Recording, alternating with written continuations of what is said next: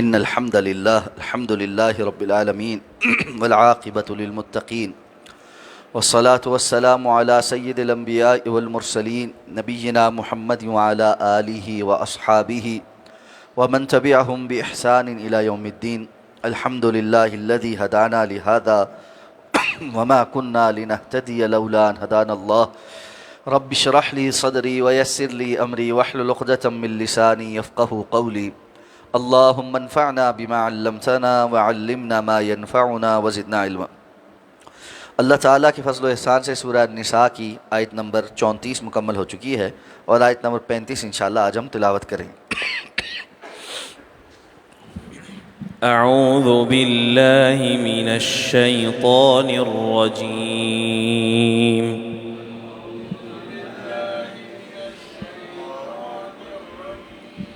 بسم اللہ الرحمن الرحیم.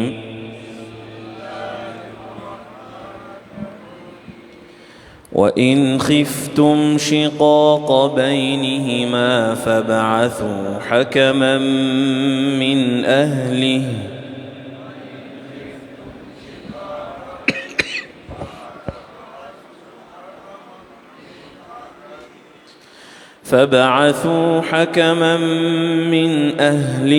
وَحَكَمًا مِّنْ أَهْلِهَا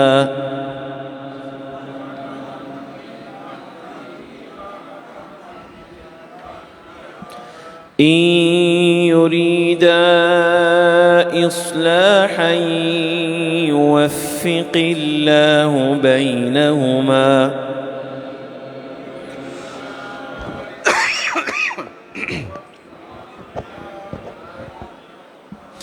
إن الله كان عليما خبيرا.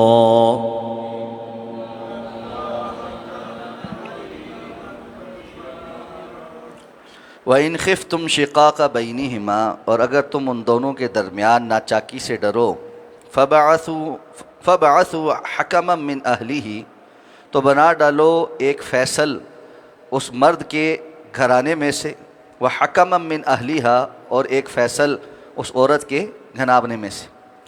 إِن يُرِيدَا إِصْلَاحًا، اگر وہ دونوں اصلاح چاہیں گے، یوفق اللہ بینہما، تو اللہ ان دونوں کے درمیان موافقت پیدا کر دے گا. ان اللہ کان علیما خبیرا، یقیناً اللہ تعالیٰ ہمیشہ سے بہت زیادہ علم رکھنے والے باخبر. گزشتہ آیات میں اللہ رب العزت نے ازدواجی زندگی میں کامیابی کے لیے کچھ اصول عطا فرمائے اور بیان کیا کہ گھر کے اندر گھرانے میں اللہ نے مرد کو نگہبان بنایا ہے، اور یہ اللہ کا فیصلہ ہے جو اس نے تم میں سے بعض کو بعض پر فضیلت دے دی ہے، اور بوجہ اس کے جو مرد نان نفقہ مال خرچ کرتا ہے. تو ساتھ وہ کہا کہ نیک اور فرمانبردار عورتیں جو اپنے مرد کی غیر حاضری میں بھی اپنی عصمت کی حفاظت کرنے والی ہوں بوجہ اس کے جو اللہ نے اس کی حفاظت کی. اور ساتھ میں فرمایا کہ اگر تم میں سے کوئی اپنی عورت سے نافرمانی محسوس کرے یا اس کو یہ ڈر ہو کہ یہ مزید نافرمانی کرتی چلی جائے گی، تو پھر مرحلے ہیں کہ اس کو نصیحت کرو اور اس سے بستر علیحدہ کر لو یا پھر مارو. اور فرمایا کہ اگر وہ اطاعت کریں تو پھر ان پر زیادتی نہ کرو، اور یہ بات جان لو کہ یہ اللہ رب العزت کا حکم ہے کہ جو بہت ہی بلند و بالا اور بڑا ہے. اب فرمایا اگر تمہیں اس بات کا ڈر ہو کہ یہ دونوں آپس میں پھوٹ پڑ جانے کی وجہ سے دوری پہ چلے جائیں، ان کے درمیان علیحدگی ہو جائے، یعنی معاملات کنٹرول میں نہیں آ رہے، سمجھانے بجھانے بستر علیحدہ کرنے کسی حد تک سختی کرنے کے باوجود بھی حالات کنٹرول نہیں ہو رہے، تو اس کا معاملہ بڑھ گیا ہے.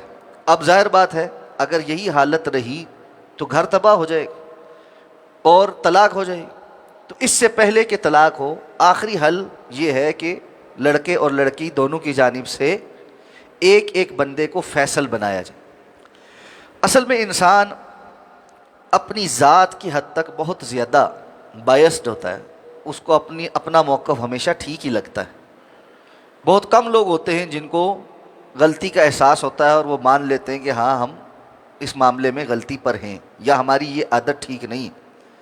وگرنہ عام طور پر لوگ اپنے لیے جسٹیفیکیشن رکھتے ہیں۔ ایسے میں اگر معاملہ دونوں طرف سے کھنچ جائے اور ایک بھی فریق بات کو ماننے کے لیے تیار نہ ہو تو پھر ظاہر بات ہے معاملات نہیں آگے بڑھتے۔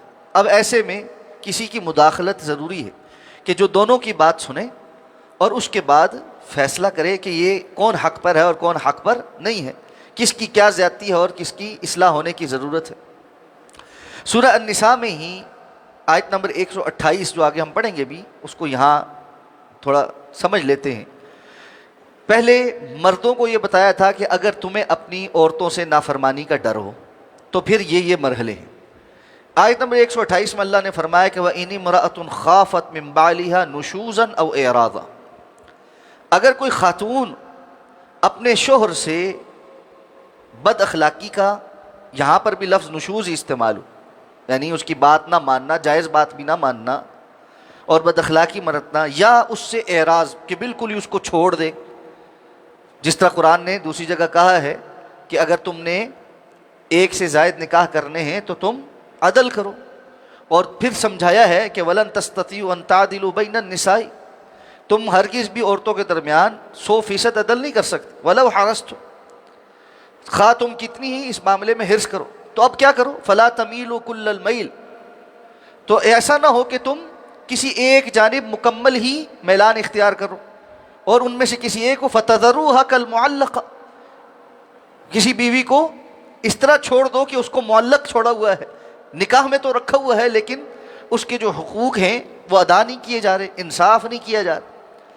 تو یہ اعراض ہے کہ اگر کوئی بندہ زیادہ بیویاں ہونے کی وجہ سے کسی اور بیوی کی طرف مائل ہو رہا ہے اور اس کو بالکل نگلیکٹ کر رہا ہے، یا اگر زیادہ بیویاں نہیں بھی ہیں پھر بھی کسی اور وجہ سے یا کسی ناچاکی کی وجہ سے یا اس کے کسی مطالبے کی وجہ سے اس کو نگلیکٹ کرنا شروع ہو جائے کہ بالکل ہی اس کو اگنور کرے، تو ایسے میں اللہ تعالیٰ نے فرمایا کہ کیا ہونا چاہیے؟ عورتوں کو اللہ نے یہ مشورہ دیا کہ وہ فَلَا جُنَاحَ عَلَيْهِمَا أَن يُصْلِحَا بَيْنَهُمَا صُلْحًا، ان دونوں پر کوئی گناہ نہیں کہ وہ اس معاملے میں آپس میں اچھے طریقے سے صلح کر، یعنی خواتین کے لیے اللہ رب العزت کا حکم زیادہ سے زیادہ بہتری کی طرف ہے، اور وہ یہ ہے کہ اگر کسی وقت مرد اس طرح کا معاملہ کرے بھی تو معاملے کو سلجھانے کی طرف زیادہ رہیں۔ اس کی وجوہات، اور ان وجوہات میں سب سے بڑی وجہ یہ ہے کہ مرد کے لیے طلاق دینے کے بعد مزید شادی کرنا کوئی مشکل نہیں، اور اس کو بہت سارے آفرز بھی ہوتی، لیکن ایک خاتون کے لیے طلاق کے بعد اور بالخصوص اگر اس کے بچے بھی ہیں دوبارہ سے نکاح کے لیے کسی مرد کی طرف رغبت اختیار کرنا مشکل ہوتا، خواہ رشتے ہوں بھی تب بھی اللہ نے اس کی جذباتی کیفیت ایسی بنائی ہے کہ ایک انسان کے ساتھ اٹیچمنٹ ہونے کے بعد دوسرے کی طرف مائل ہونا اس کو بہت وقت لگ جاتا۔ اس لیے عورتوں کے حق میں یہ بہتر ہے کہ جو اگر ایسا معاملہ ہے اس میں صلح کی طرف اور اصلاح کی طرف جانے کی کوشش کریں۔ یہ نہیں ہے کہ جس کو آج ہمیں بتایا جاتا ہے کہ اگر وہ تمہارے ساتھ زیادتی کر رہا ہے تو ترکی بترکی جواب دو، اور جو وہ زیادتی کر رہا ہے اس سے بڑھ کر اس کے ساتھ زیادتی کرو، اینٹ کا جواب پتھر سے دو، اور بالکل جو ہے نا ایسے ہو جاؤ کہ بات کو قبول کرنے کی طرف ہی نہیں آنا۔ اس طرح تو 100% گھر تباہ ہوں گے۔ اور اللہ تعالیٰ نے ارشاد فرمایا وَالصُّلْحُ خَيْرٌ، یاد رکھو صلح ہمیشہ خیر ہی لے کر آتی۔ وَأُحْضِرَتِ الْأَنفُسُ الشُّحَّ، اور یہ کہ یہ جو شح ہے نا، اپنے نفس کا اپنے آپ کا پسند ہونا یا دل کے اندر تھوڑی سی تنگی، یہ نفسوں کے اندر رکھ دی گئی، یعنی ہر بندہ اپنے آپ کو مقدم رکھتا ہی ہے۔ تو ایک بات ہمیں اپنی زندگی میں سمجھ لینی چاہیے، بعض لوگ اور خاص طور پہ نئے بچے بچیاں وہ اس معاملے میں بہت زیادہ جذباتی ہو جاتے ہیں کہ یہ تو پھر مطلب کی بات ہوئی یا مطلب کی شادی ہوئی اور ہمارا یہ اس کا تعلق میرے ساتھ مطلبی ہے اور فلاں ہے۔ انسان ہے ہی مطلبی، انسان مطلبی، اس کا اپنے رب کے ساتھ بھی تعلق مطلب پر مبنی ہے، اس کو جنت چاہیے، اللہ نے اسی لیے اس کو جنت کا انسینٹیو دیا ہے۔ اگر انسان بغیر مطلب کے کچھ کرنے والا ہوتا اور اس کی فطرت میں یہ ہوتا تو اللہ تعالیٰ صرف اپنی رضا ہی عطا فرماتے، جنت کا وعدہ نہ کرتے۔ اللہ کی رضا کے مظہر کے طور پر اللہ نے جنت عطا کی ہے، نعمتوں کا وعدہ کیا ہے، اور بندہ اس کی رغبت میں اللہ کی اطاعت کرتا ہے. تو جب اطاعت اور فرمانبرداری رب کی بھی کسی مطلب کے پیچھے ہے تو باقی کیا رہ گیا؟ دنیا میں ہر تعلق کسی نہ کسی رغبت کے پیچھے ہی ہوتا ہے. ہم جو کہتے ہیں ہم فی سبیل اللہ ایک دوسرے سے محبت کرتے ہیں، یہ فی سبیل اللہ محبت بھی اللہ کو راضی کر کے جنت کے حصول کے لیے، اور یہ مطلوب ہے، اور یہ اس کا مطالبہ کیا گیا. اللہ تعالیٰ نے اس کا مطالبہ کیا ہے کہ بندہ جنت کی رغبت رکھے اور جہنم سے خوف رکھے. بعض صوفیوں نے جو یہ کہنا شروع کر دیا نا کہ ہمیں جنت جہنم سے کوئی مطلب نہیں ہے اور ہم صرف اللہ کی رضا میں راضی ہیں، اللہ ہمیں جنت میں بھیجے تب بھی راضی ہیں، جہنم میں بھیجے اور پھر اللہ راضی ہے تو ہم اس پہ بھی راضی ہیں، یہ غلو ہے. لا تقدموا بین یدی اللہ ورسول، اللہ اور اللہ کے رسول سے آگے بڑھنے کی کوشش نہ کرو. اگر یہ انسان کی فطرت میں ایسا کرنا ممکن ہوتا اور اللہ تعالیٰ نے اس کے اندر یہ بات رکھی ہوتی تو اللہ اس کا مطالبہ بھی کر دیتے. اللہ نے اس کا مطالبہ نہیں کیا تو پھر بندے کو زیادہ اللہ سے آگے بڑھنے کی کوشش نہیں کرنی تھی. بندے کو اس پر رہنا چاہیے جس پہ اللہ کو نے اس کو رکھا ہے. تو اللہ سے رغبت اور اللہ سے رہبت، یہ دعا کے الفاظ بھی ہیں. اللہم اسلمت نفسی الیک ووجہت وجہی الیک وفوضت امری الیک رغبتا ورہبتا الیک.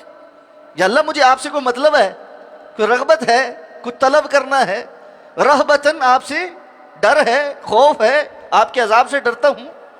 لا ملجا ولا منجا منک الیک، کوئی امید کی جگہ نہیں، کوئی نجات کی جگہ نہیں آپ کے سوا. اس لیے بندے کو اسی پہ رہنا چاہیے. تو یہ بات اپنی زندگی میں سمجھ لیں کہ ہر بندے کا دوسرے کا ساتھ تعلق کچھ مطلب پر ہی ہے. ہاں اس مطلب کے اندر اخلاص ہونا چاہیے، اور وہ اخلاص کیا ہے کہ اللہ کی رضا اس میں مقدم ہو اور باقی جو چیزیں دنیا کے معاملات میں ایک دوسرے سے مطلب ہے اس کے تحت ہوں. یعنی یہ نہیں ہے کہ انسان کسی کو اپنے نکاح میں لے اور کچھ عرصے کے بعد جب انسانی فطرت کسی کے ساتھ رہنے کی وجہ سے جو ہے نا نارملائز ہو جاتی، یعنی شادی کے کچھ عرصے تک میاں بیوی میں ایک دوسرے کے لیے بہت اٹریکشن ہوتی، اور جس طرح انسان کے پاس کوئی چیز جب اس کے استحقاق میں آ جاتی ہے، استعمال میں آ جاتی ہے تو اس سے رغبت ذرا کم ہو جاتی. نیا فون بہت اچھا لگتا ہے اور اس کے کچھ دنوں کے بعد آپ کے لیے وہی نارمل ہو جاتا. تو یہ رشتے ایسے نہیں، بلکہ ان رشتوں کے اندر بھی اللہ کی رضا کی طلب وہ بنیاد ہے. تو اس لیے اگر نفس کی چاہت تھوڑی یا میلان تھوڑا کم بھی ہو جائے تو بھی حقوق اور واجبات ہیں جن کو مد نظر رکھ کے انسان نے ان معاملات کو چلانا ہی چلانا. وَأُحْضِرَتِ الْأَنفُسُ الشُّحَّ، نفسوں کے اندر یہ جو شح ہے، یہ جو اپنی ایک جو ہے نا بخل ہے، یہ اللہ نے فرمایا یہ اللہ نے فطرت کے اندر رکھا. ہاں اس کو بڑھنے نہیں دینا چاہیے کہ انسان صرف مطلبی ہو جائے، صرف اپنا ہی مفاد دیکھے، دوسرے کو انسان ہی نہ سمجھے اور دوسرے کے جذبات کی قدر ہی نہ کرے. اس کو اپنا مفاد اور مطلب دیکھنا چاہیے، جس کا اصول اسلام نے کیا بیان کیا؟ لا ضرر ولا ضرار، نہ نقصان دو نہ نقصان برداشت کرتے رہو.